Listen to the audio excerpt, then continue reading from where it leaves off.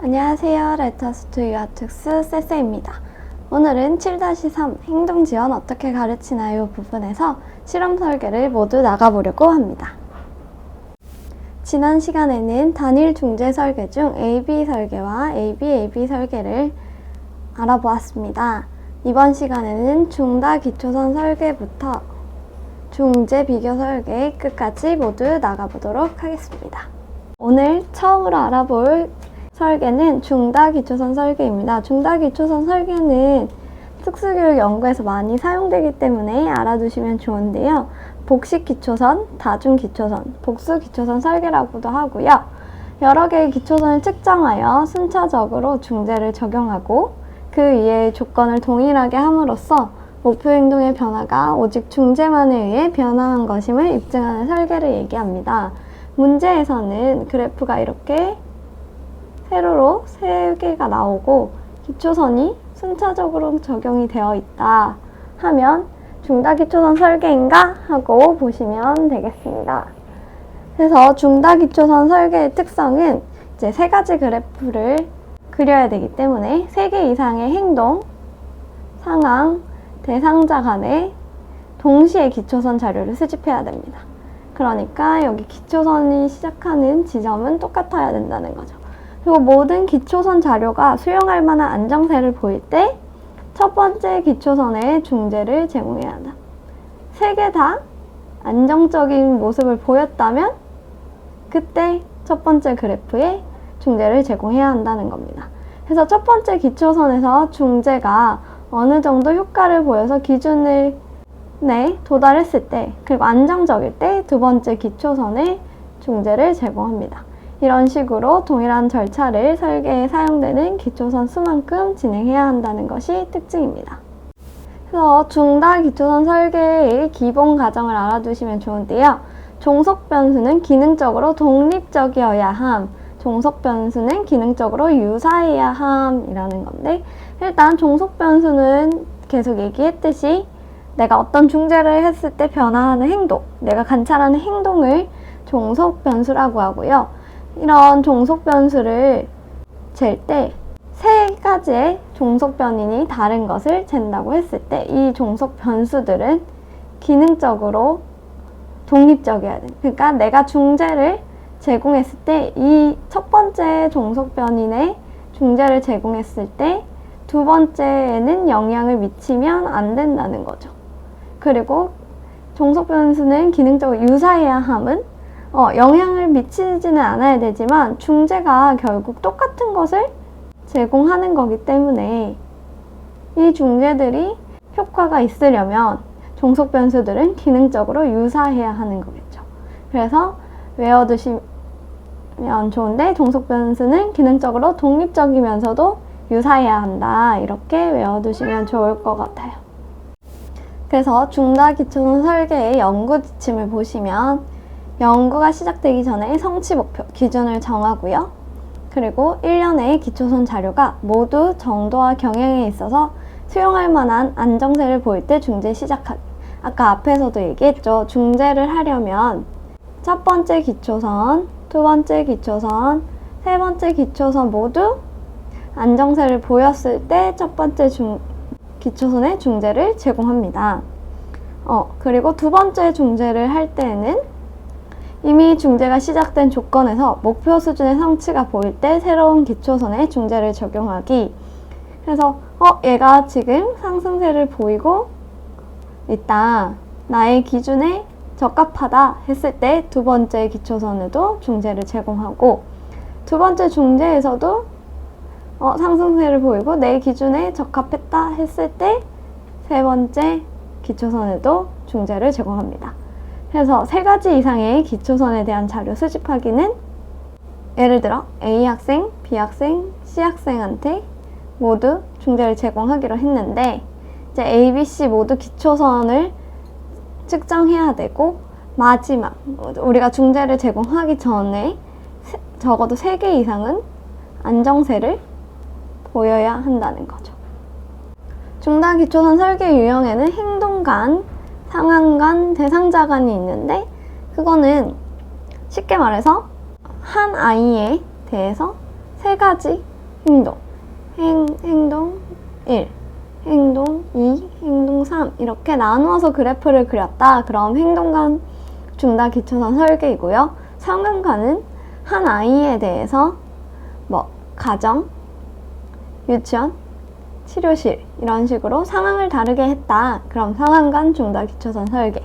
대상자간은 아시다시피 3명의 다른 아이들에게 똑같은 중재를 제공했다 하면 대상자간 중다 기초선 설계입니다. 그래서 유의사항은 계속 읽어보시면 되는데 2월 효과 주의, 모델링 효과, 대리적 강화주의라는 게 있는데 모델링 효과, 대리적 강화주의를 먼저 보자면 만약에 대상자간 중다 기초선 설계를 했어요. 그래서 A 학생, B 학생, C 학생이 했는데 A에게만 중재를 제공한다고 했는데 B랑 C가 만약에 같은 학급에 있다. 그러면 내가 A가 중재받는 걸 관찰하고 상 받는 걸 관찰하고 따라할 수 있겠죠. 그리고 대리적으로 나도 A가 저렇게 하니까 칭찬을 받았어. 나도 받을 수 있겠지? 하고 대리적 강화 효과를 받을 수 있기 때문에 그런 것들을 주의해야 된다.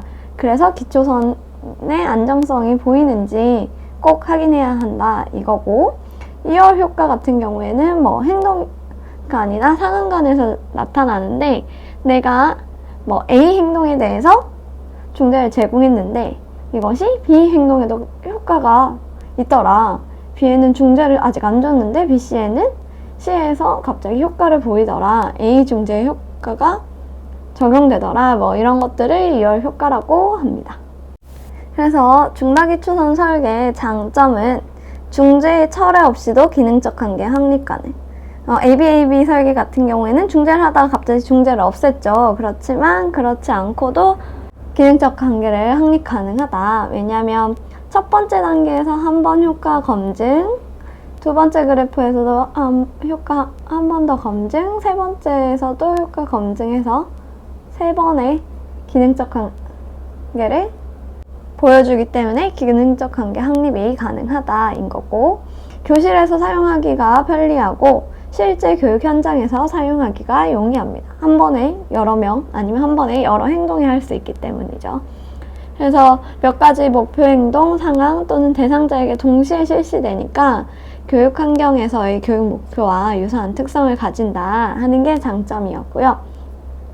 그런데 단점은 이제 다수의 기초선을 동시에 측정해야 돼요. 그러니까 A, B, C의 기초선을 모두 동시에 측정해야 돼서 시간이 많이 걸리고 이제 비현실적일 수 있다, 경제성 문제가 있다 하고, 그리고 B랑 C 같은 경우에는, 특히 C 같은 경우에는 A에도 효과가 있고 B에도 효과가 있어야 중재가 들어갈 수 있죠.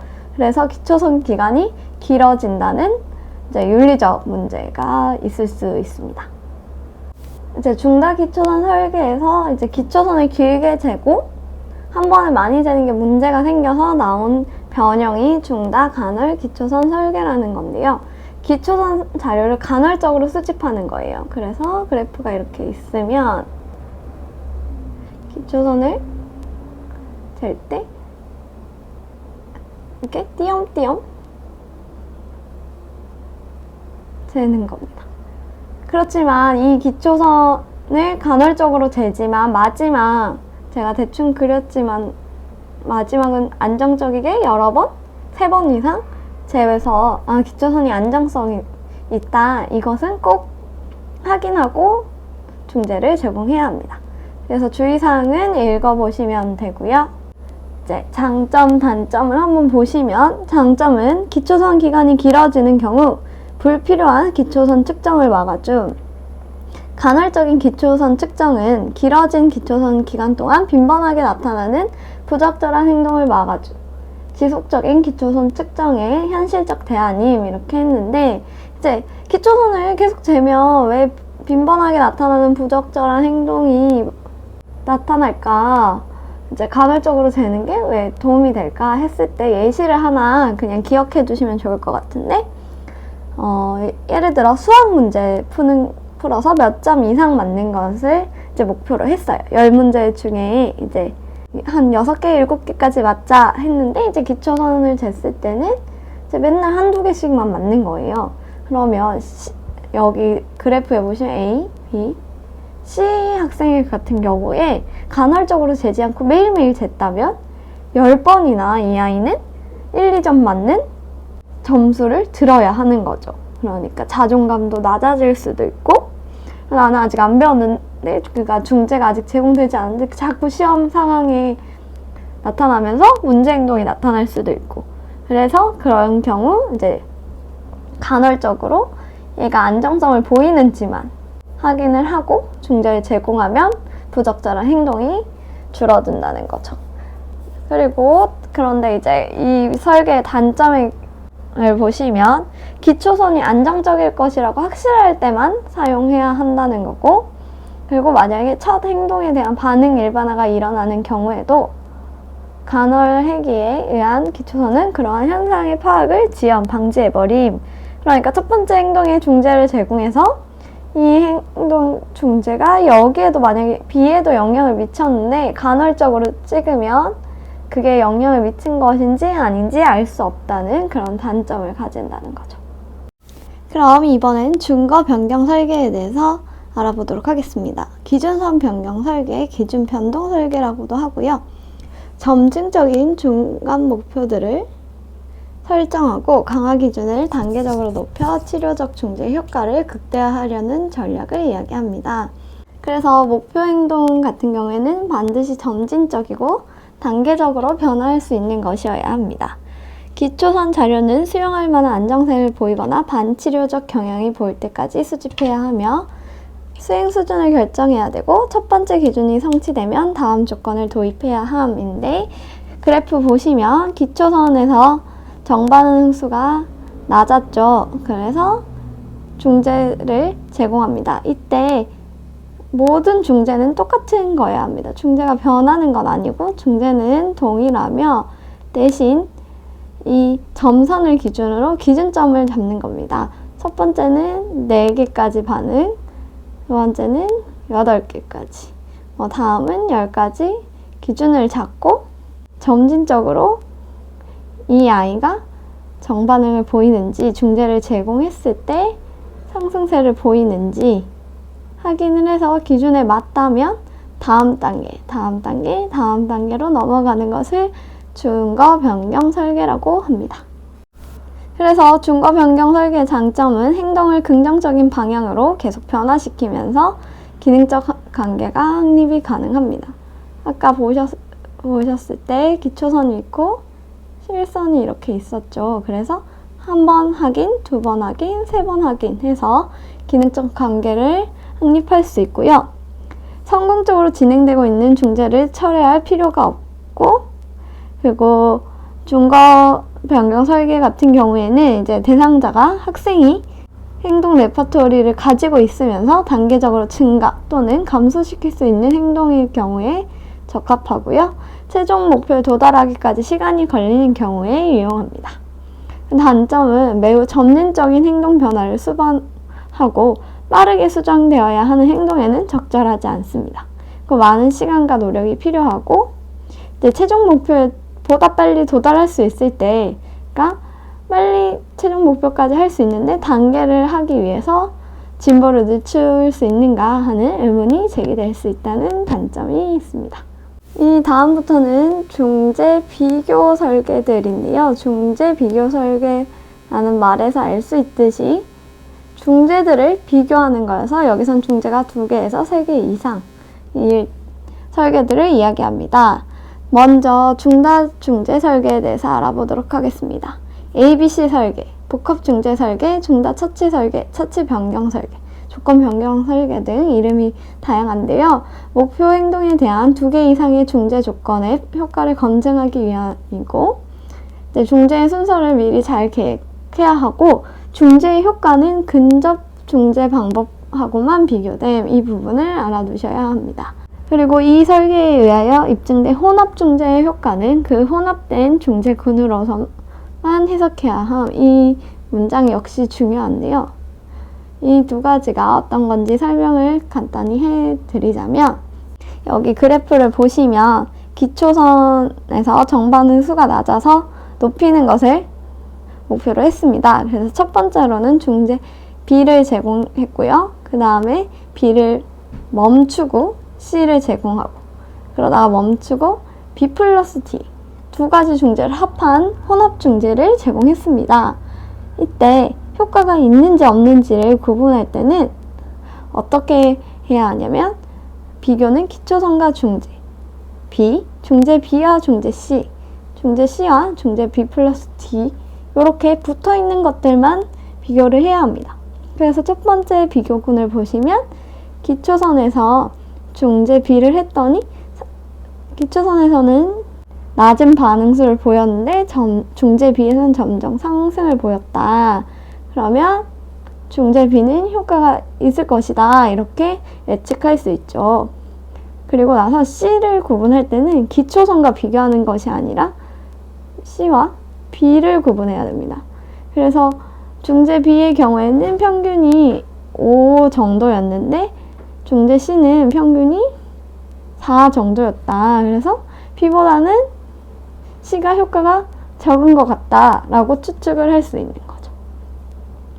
그리고 마지막 B 플러스 D는 중재 C하고만 비교를 할 수 있는 거예요. 중재 B랑은 비교가 불가능하다는 거죠.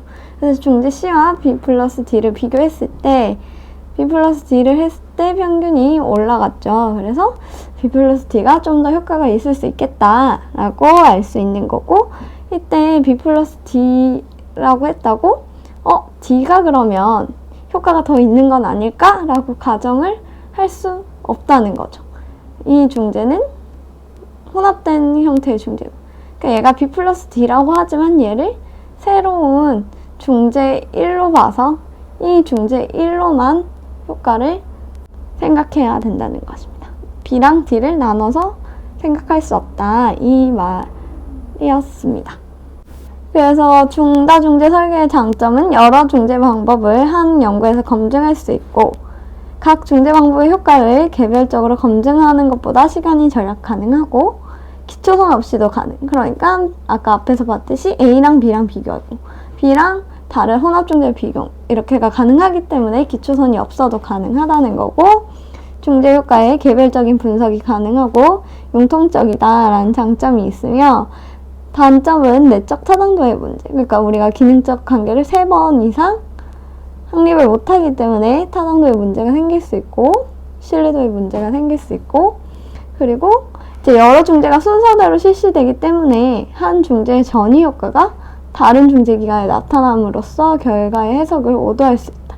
그러니까 내가 B를 하고 그 다음에 다시 다른 중재로 넘어갔는데 B에서의 효과가 뒤늦게 나올 수도 있는 거죠. 그래서 그러한 단점이 있다고 합니다.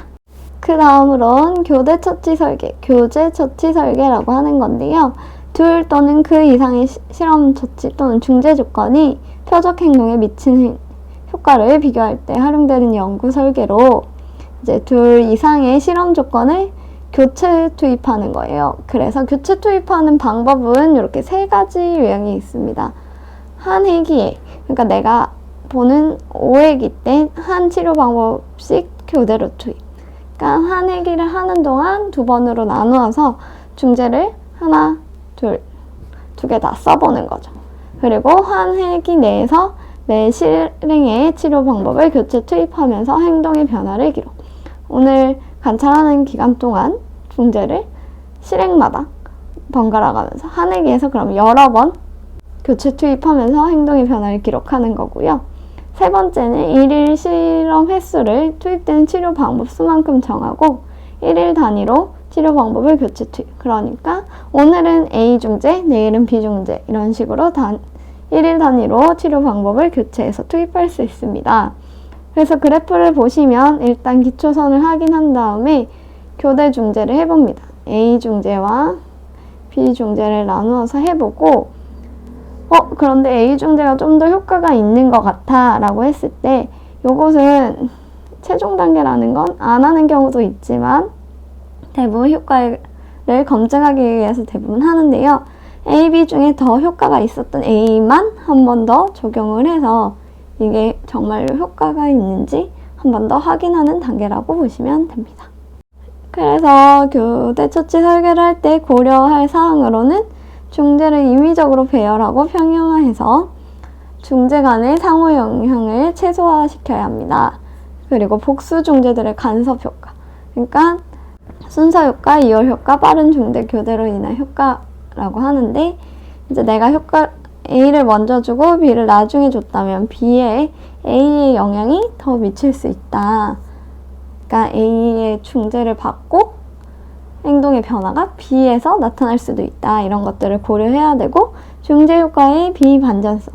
내가 A를 주고 중재를 멈췄을 때 이제 다시 리셋이 되는가 라는 부분도 고려해야 되고, 중재의 분리성도 생각해 보아야 되고, 대상자의 변별 능력, 그러니까 A 중재와 B 중재가 다르다는 것을 알 수 있는 능력이 필요하다는 점을 고려해 보아야 합니다. 그래서 장점과 단점을 읽어보시면 되고요. 일단 교대 처치 설계나 중재 비교 설계 같은 경우엔 훈련자의 독립변인 신뢰도가 매우 중요해요. 그러니까 이게 무슨 말이냐면, 독립변인 중재를 제공할 때 일관성 있게 잘 하는가, A 때는 A만 주고 B 때는 B만 주는가, 이런 것들이 중요하다는 점만 좀 알아두시고 지나가시면 될 것 같습니다. 동시 중재 설계라는 것은 앞에서 봤던 교대 중재 설계와 매우 유사하지만 차이점은 이제 학생이 선택하도록 하는 것이다. 이 정도로 알고 넘어가시면 됩니다. 그리고 평형 중재라는 것을 제가 앞에 써놓기도 했는데, 이것은 진짜 문제도 거의 안 나오고 현장에서도 거의 사용하지 않기 때문에 그냥 이름만 들어본 정도 하고 넘어가시면 될 것 같습니다. 그래서 실험 설계의 유형들은 다 알아보았고요. 실험 설계를 할 때 계속 나왔던 일반화 부분에 대해서 조금 짚어보고 마무리하고자 합니다.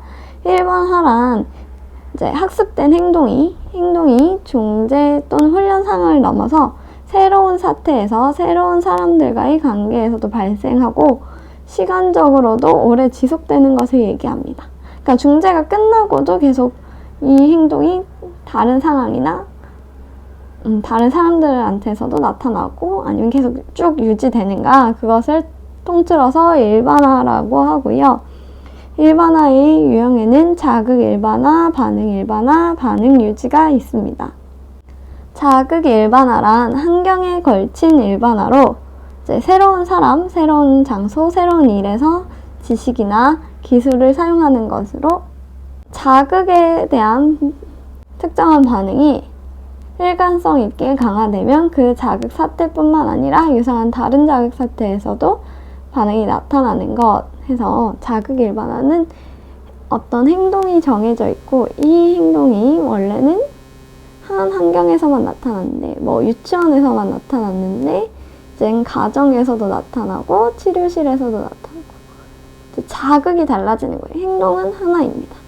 이 하나의 행동이 다양한 장소에서 이루어지는, 다양한 환경에서 이루어지는 것을 자극 일반화라고 하고요. 반응 일반화는 다른 형태의 행위를 사용하기 위해 그 기술을 수정하거나 변경하는 거예요. 그래서 행동을 하나 가르쳤는데, 이 행동이 바뀌어서 다른 행동들로도 바뀌는 것들을 이야기합니다. 그러니까 자극 일반화는 환경이 바뀌었을 때도 유지하는가, 반응 일반화는 이 행동이 조금 변형이 이루어져서 다른 행동들한테도 영향을 미치는가가 반응 일반화입니다. 그리고 마지막 반응 유지는 시간에 걸친 일반화. 그러니까 시간이 계속 지속되어도 행동이 일어나는가라는 것을 이야기하는 거고요. 이러한 일반화들을 위해서 우리가 계열적 수정이라는 걸 해줄 수 있는데, 이것은 어떤 상황에서 행동이 학습되면 이 일반화가 모든 상황 환경에서 이루어질 때까지 다른 환경 또는 상황을 훈련 프로그램에 체계적으로 추가하는 것을 계열적 수정이라고 합니다. 지금까지 실험 설계에 대해서 쭉 배웠는데요. 실험 유형이 그래프가 나오고 이러니까 그냥 선생님들이 지레 아, 이건 잘 모르겠어 하고 넘어가시는 분들이 많은데, 그래도 조금 장단점 같은 경우에는 잘 기억해 두시면 좋고요. 그리고 기초선 꼭 안정적인지 그런 것들을 볼 수 있는 눈, 그런 거 그래프 보실 때 꼭 보시면 좋고, 기초선이 안정적인가, 그리고 장점이 무엇인가, 단점이 무엇인가, 그리고 이 그래프의 유형이 무엇인가 정도는 알아두시는 정도로 공부하시면 될 것 같습니다. 네, 다음 시간부터는 정말로 행동을 변화하기 위한 방법들에 대해서 알아보도록 하겠습니다. 이상 쎄쎄였습니다. 감사합니다.